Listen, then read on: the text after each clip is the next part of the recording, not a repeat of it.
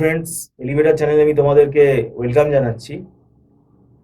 যারা 2023 সালে জেকা এক্সাম দিতে চাও, আমি আজকে তোমাদের একটা নোটিফিকেশানই দিচ্ছি বলতে গেলে, কারণ অনেকেই বলছে স্যার আমি তো এইমাত্র আপনাদের ভিডিওটা দেখলাম, আমি তো জানি না আপনারা জেকার প্রিপারেশান করান।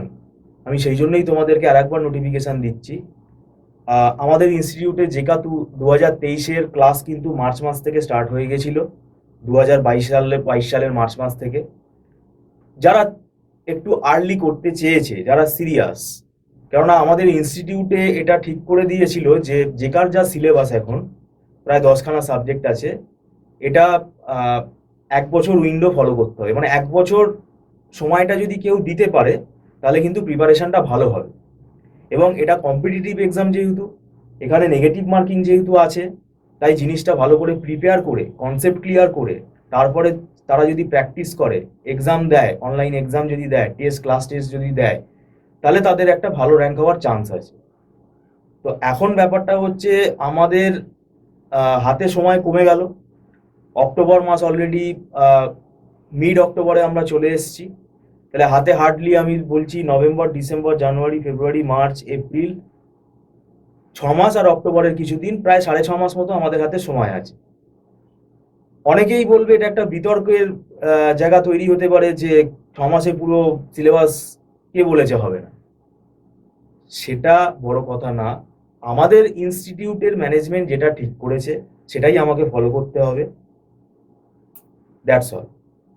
তাই এখন যে সময়টা আছে, আমরা আর একটা ব্যাচ স্টার্ট করতে চলেছি। এই ব্যাচে যারা জয়েন করতে চাও, পুরো 100% দেখো, হয়তো সিলেবাসটা হবে না, মিথ্যে কথা বলে লাভ নেই, কিন্তু যতটা হবে